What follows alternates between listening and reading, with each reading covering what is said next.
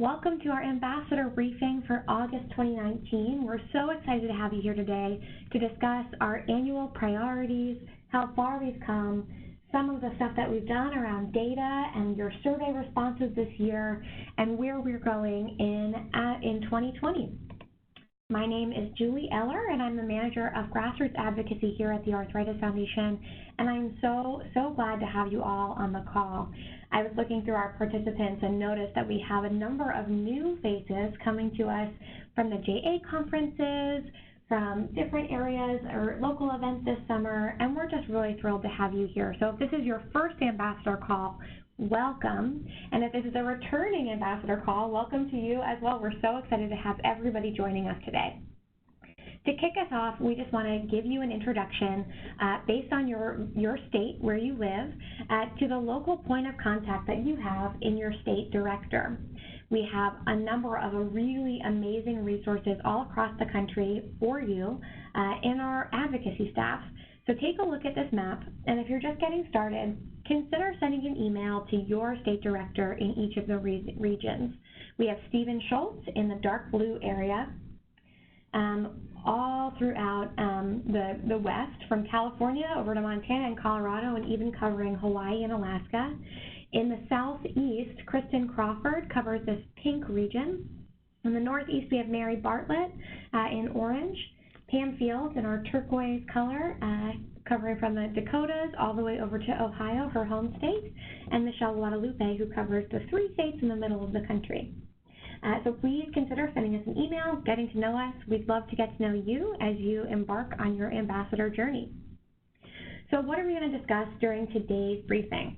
Well, we have 3 kind of sections of our call, and the first one is called What's the Data? We've got lots of different data that's informing our program of work, and we're going to go through it. You guys have been taking a lot of time to provide insight to us, and we want to feed that back to you and tell you about why that is so important to the work that we have done, the work that you've contributed to, and what we're doing in the future. And then we'll close out with our star stories and assignments. So let's kick it off with some conversation around the data that we collected last year. As you may know, we do an annual priority survey, and in our priority survey, we understand from each of you what are the most important things that are facing you and your family, your loved ones with arthritis. Pretty consistently, we get the 3 following items: that our number 1 priority is managing chronic pain and multiple chronic conditions, that we're really excited about research for a cure as our second, and our third is all around access to insurance coverage and providers.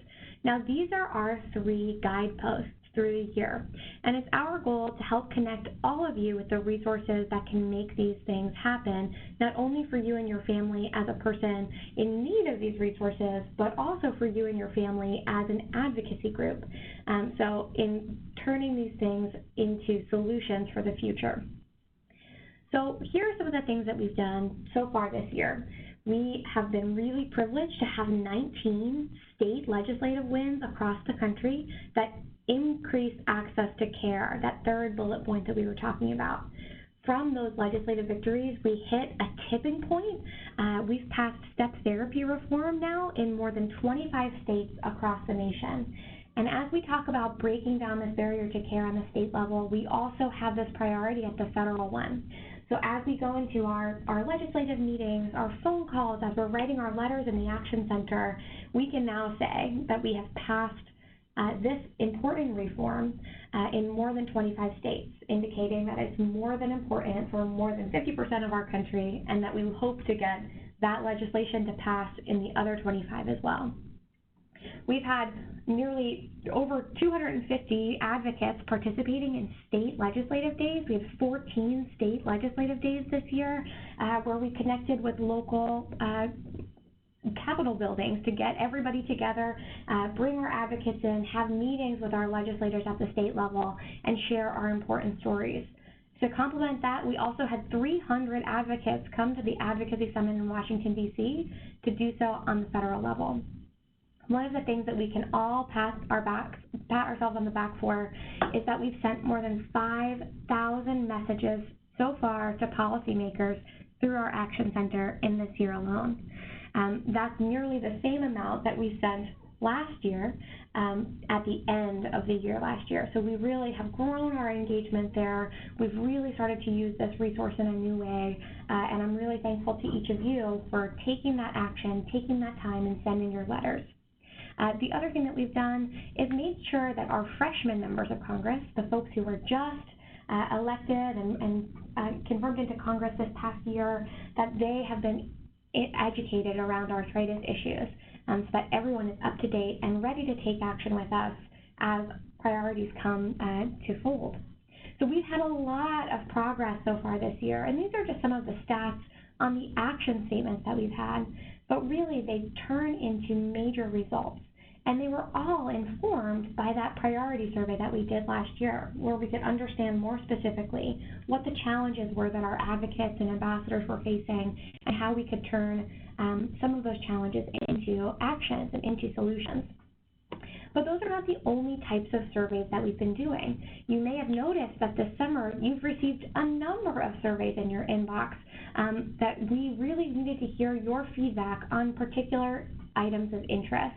So I wanted to give you some of the top line feedback around some of the surveys that we did. One of them was around questions on regulating CBD. And CBD, cannabidiol oil, is a product that can be used to treat pain for arthritis, but it's not currently regulated by the FDA. And what we had an opportunity to do was to hear your feedback, hear how you're interacting with CBD products, and channel that into a letter that could be delivered to the FDA. So we want to say thank you to everybody who participated. We had nearly 3,000 participants in this survey to share their feedback. And if you'd like to know all of the details on all of the stats that we pulled from that survey, please go to our advocacy blog, or our arthritis blog, where we have a really awesome infographic that kind of goes through some of our top line stats and some of the specifics that are available there. So take a look online, go to our blog and read this post because it's really interesting to hear about how some of our patients are interacting with CBD products. And as we have action opportunities in the future to continue discussing this issue, we'll be sure to pair them with you. Another survey that we ran this summer even, was around drug pricing. We wanted to understand better how out-of-pocket costs are impacting patients across the country. Every year in our annual August survey, we hear that this is a top concern for patients, but we wanted to understand a little bit more about why and how and what can we do, what are some potential policy solutions that we can offer. So this year we embarked on another survey. Again, we had a great number of responses that could inform what our data said, and we turned our data from the survey responses into a new drug pricing issue brief.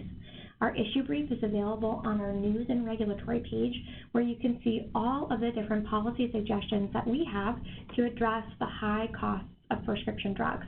And I want to give you this as a primer because next month we're going to be really focusing our energy on grassroots actions to get this issue brief into the hands of our members of Congress as they consider different pieces of legislation and different policies that they can use to address high out-of-pocket costs and high prescription drug costs for patients. So get ready because we're going to hit the hill hard on all of these important issues for our patients. So take a look at our issue brief and get ready for September where we will take action. Now, we've talked about 2 surveys that we've completed this summer. Now I want to talk to you about one that is live right now, one that will inform the scope of our work for the next year. It's August, so it's time to do our annual survey one more time.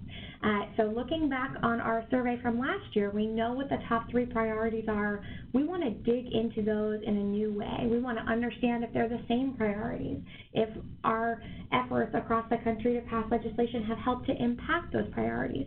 So I want to encourage you all, as an ambassador assignment, to take this survey. It's available in your most recent newsletter, and it will be available again in the follow-up from this call, so that you can let us know a little bit more about yourself and give us an opportunity to benchmark our progress. This will be our 3rd time doing this annual survey, and we're going to be able to pull out some stats to look across the past 3 years and find out how well we've done over the past 3 years and where we have yet to go.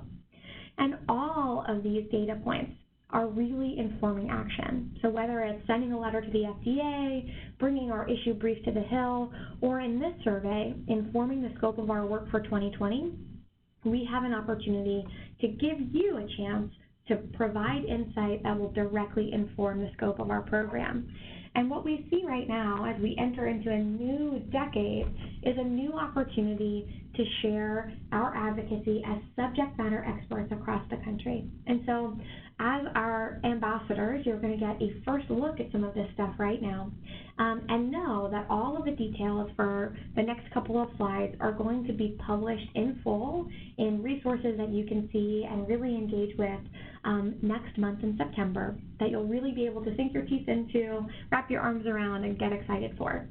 So, without further ado, let's talk about some of the things that we're going to be doing in 2020 and beyond that can take our grassroots advocacy programs, especially our ambassador program, to the next level. Our goal or overarching mission is to cultivate a nationwide network of subject matter experts in advocacy.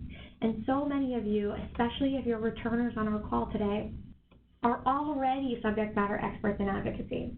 What our goal is to take feedback from you and your leadership to inform opportunities that we can pass these subject matter expertise on to broader communities. So how can we pair you up with opportunities to lead in your community, to share in your expertise, and to really help develop that level of awareness and expertise elsewhere? So we've got a number of things to talk about, and the first one is our event in Washington, D.C. this year. This year, we want to save the date for our March event in Washington, D.C. It's going to be held on March 9th and 10th, 2020. And you may know that this is an election year. And on election years, we run smaller events than our traditional advocacy summit. So this will be another event. It's more similar to our Platinum Ambassador Assembly that we ran in 2018. For our most advanced cohort of ambassadors, platinum ambassadors, and advocacy committee chairs and committee members. So this year, we're calling our event the Advocacy Leadership Retreat.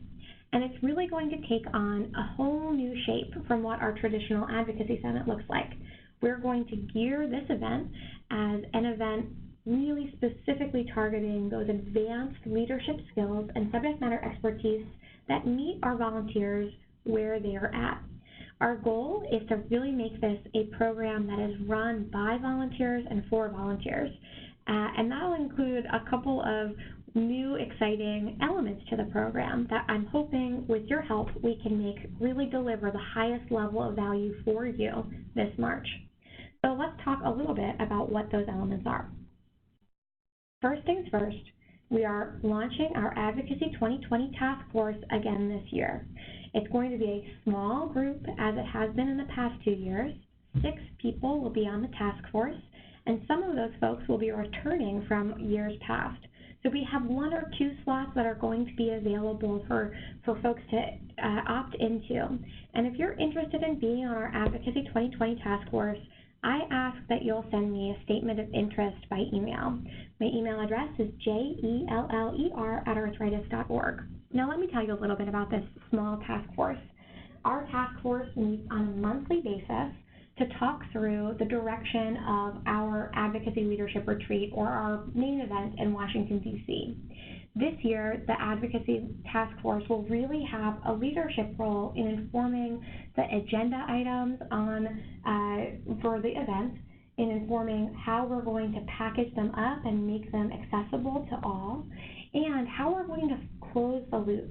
So what happens after the event will be really driven by our Advocacy 2020 Task Force. If this sounds like something of interest to you, please send me an email. We are keeping this task force quite small, so we won't have a space for everybody, but we will have a leadership opportunity for everyone. So if we don't have a space for you on the task force, we will certainly have a space for you to present and be a leader at our event. And here are 2 ways that you'll be able to do that. The first is that this year, we're going to have a poster session, one that we've never had before. And during our poster session, we're going to reserve space in our hotel room, or our hotel area, our venue for the event, where we can feature, almost like a science fair, posters of advocacy successes and accomplishments that our ambassadors across the nation have participated in. This fall, we'll have an application process where you can submit potential posters that you'd like to see at the Advocacy Leadership Retreat. And our goal is that our ambassadors will be able to showcase a success that they've had. So potentially, you had an August recess meeting this year and you were really excited about the outcome. If that's the case, maybe you'll write a little bit about how you approached scheduling the visit, what made the visit a success, and how someone else could replicate that event. You would send in those as an application to me. This fall, we'll open up applications in October, and we're going to select a good number of them, between 20 and 30 posters that we'll accept for the event. At the event, our hope is that we'll have a scavenger hunt style session where everybody can go and evaluate each of the different posters and learn about different ways that they can take action. Our goal is that after the event, you can take some of that learning that you just had during this poster session and implement it in your own hometown. So that's one area that you'll be able to lead at our Advocacy Leadership Retreat. Another is in our Breakout Bonanza. So if you're one of our more advanced ambassadors, you're a Platinum Ambassador or an Advocacy Committee Chair, this might be of interest to you. Our Breakout Bonanza will feature 30-minute sessions that we can demonstrate some of the advocacy successes that we've had throughout the year. Ambassadors will be able to kind of put on a show almost and show off how you can run an advocacy mission moment for your state advocacy committee or at a local event. So maybe someone has used an opportunity at a local event to take out their phone and show a group of people how to use the Action Center to send a letter to their member of Congress. That's the type of demonstration that we might be able to feature during this Breakout Bonanza. So those will come together later in this year and early next, and what that will look like. But again, this year, instead of having our sessions taught by our staff people, we're really looking for those lessons to be taught by our amazing, amazing subject matter experts, our Platinum Ambassadors, our chairs, the folks who have participated in advocacy throughout the year.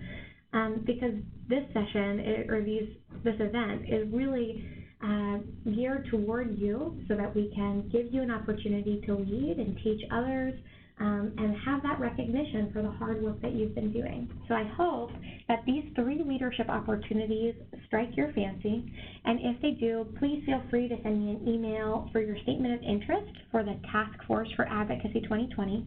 And for the poster session and the Breakout Bonanza, names are both subject to change, but for either of those, just stay tuned for this fall and maybe start to think about some of the things that you might like to showcase should you be selected for a poster session or for the breakout sessions. So put your brainstorming caps on and get ready for a really fun event this March.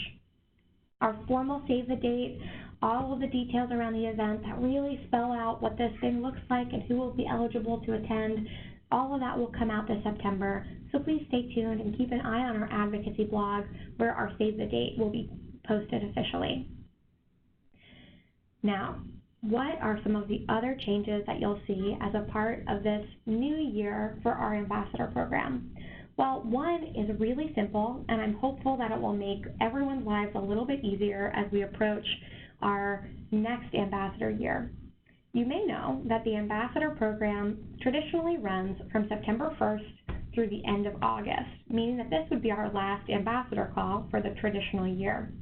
But this time frame has often been very difficult for us to recruit new ambassadors to, for folks to get started in the middle of the ambassador year. So we're going to, and just to remember what those dates are and when you have to have your reporting all complete and all of those kind of components to our program.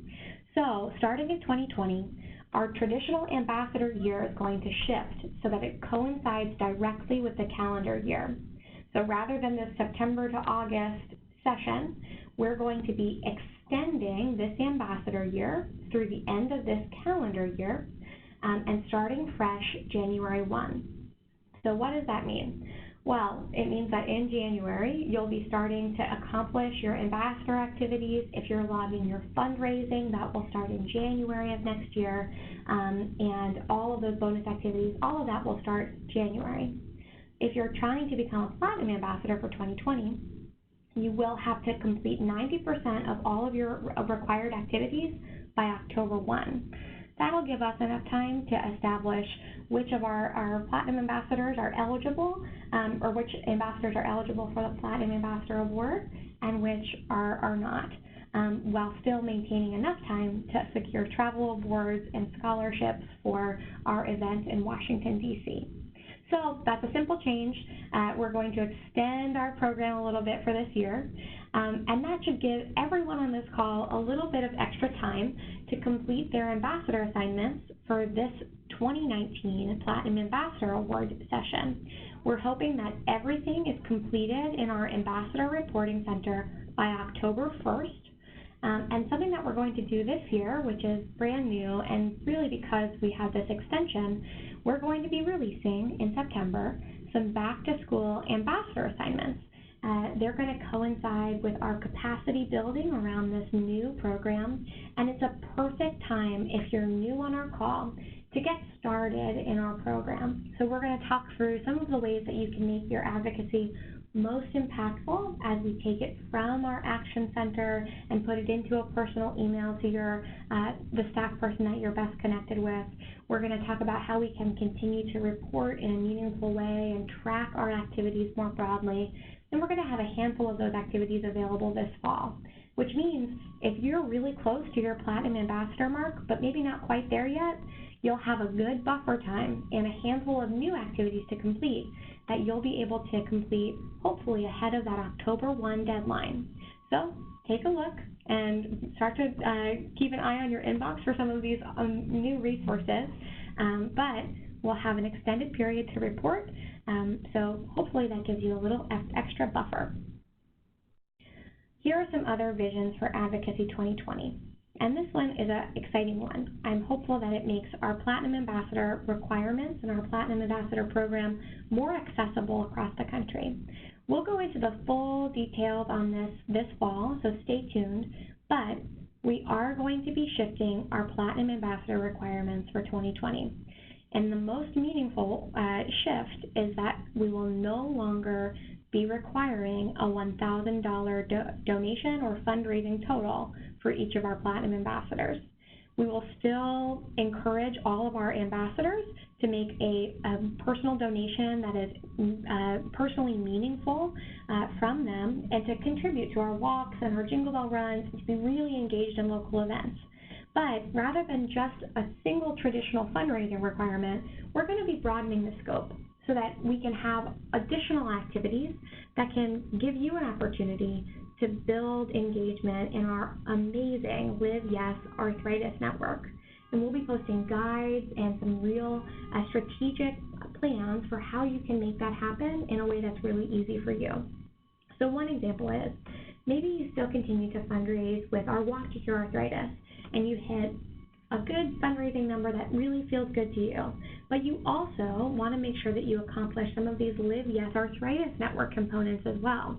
Well, we have this really amazing survey. It's called our Live Yes Insights program. And our goal is to promote as many responses to the Live Yes Insights program as possible. Similar to those other surveys that we mentioned at the front of this call, this program gives us an opportunity to continually get feedback from patients across the country that can direct our action with our advocacy program.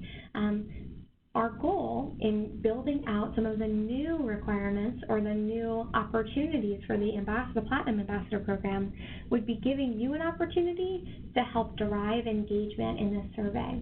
So let's say you can collect 10 new responses for the Live Yes Insights program from the folks in your communities. Well, that will equal, I'm using air quotes here, but you can't see them, $100 fundraised toward that traditional $1,000 requirement. So we're going to be balancing, we're going to be mixing and matching, we're going to be providing a whole lot of resources so that this is not an intimidating process, but one that will be really accessible.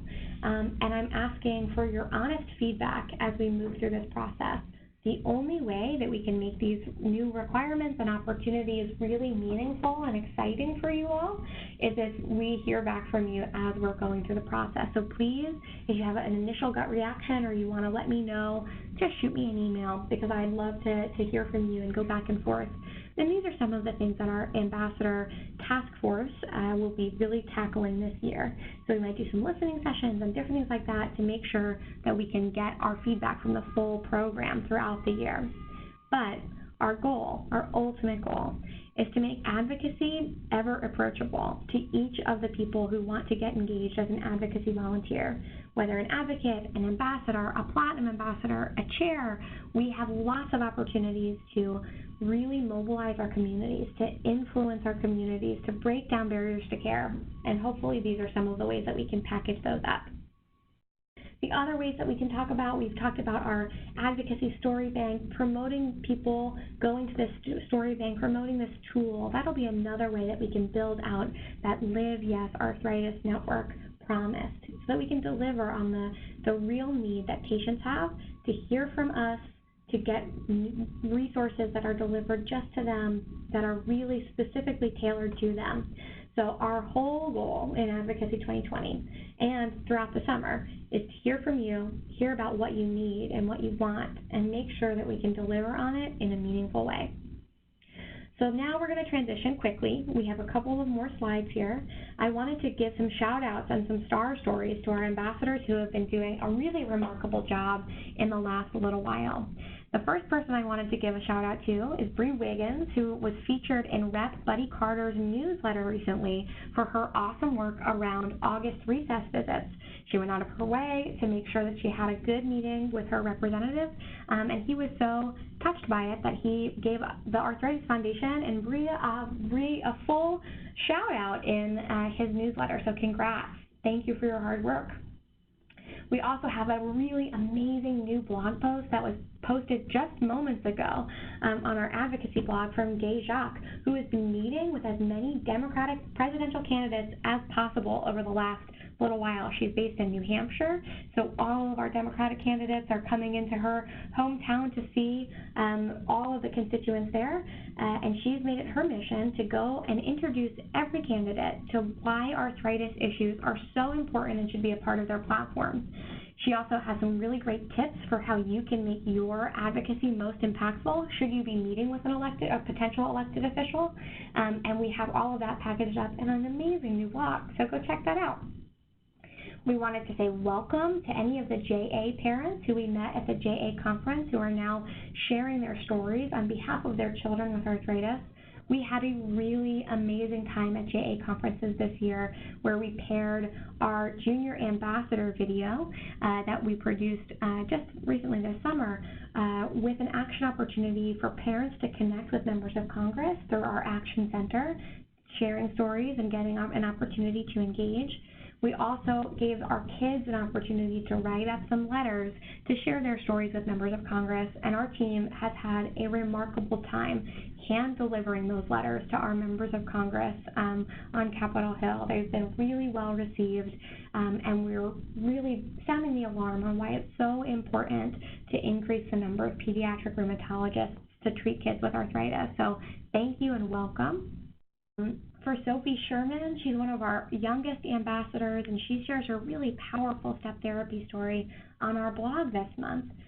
It's been a really remarkable thing to see how her story has encouraged people to take action on step therapy reform where they haven't done so before. We also wanted to recognize Cindy Copenhaver, who will be serving as a patient reviewer for the Congressionally Directed Medical Research Program later this month, and Amy Barron, who successfully secured a sponsorship on the prior authorization bill through her August recess efforts.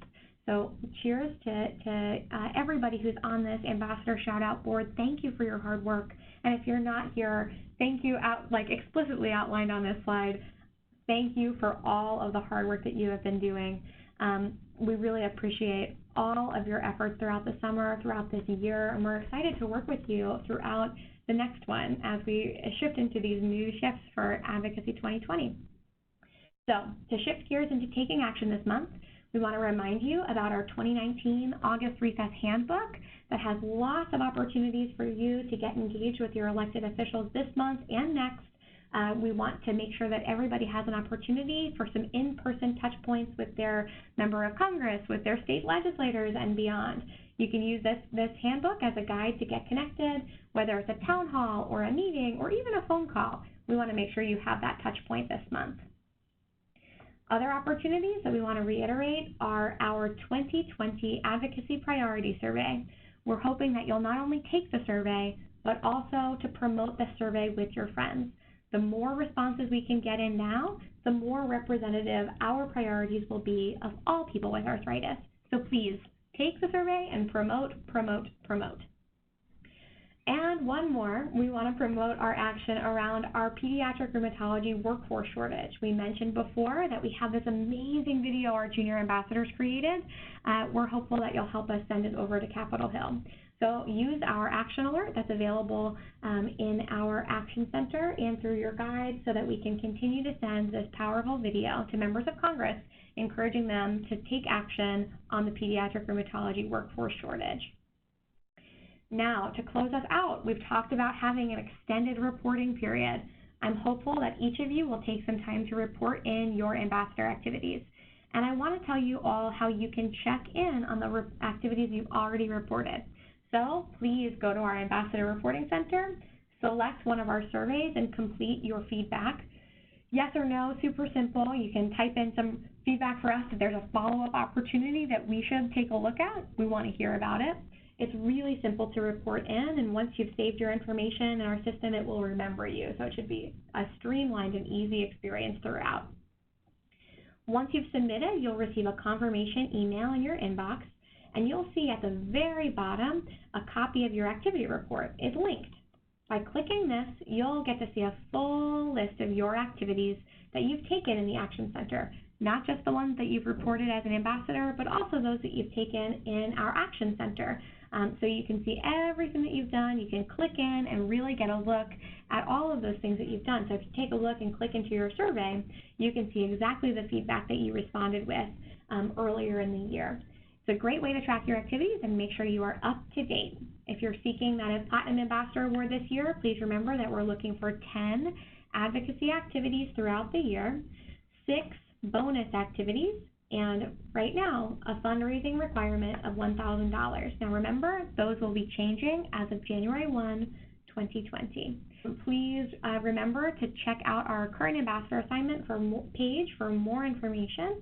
And to remember that every time you send us a survey response, every time that you take action with us in our story bank, in our insights program and beyond, that we are really taking that feedback and using it to shape the scope of our work. And that's how we'll work on that for the future as we go through our Advocacy 2020 programmatic shifts. So thank you so much for being with us today, and I wish you all very well. Happy Wednesday. Thanks so much.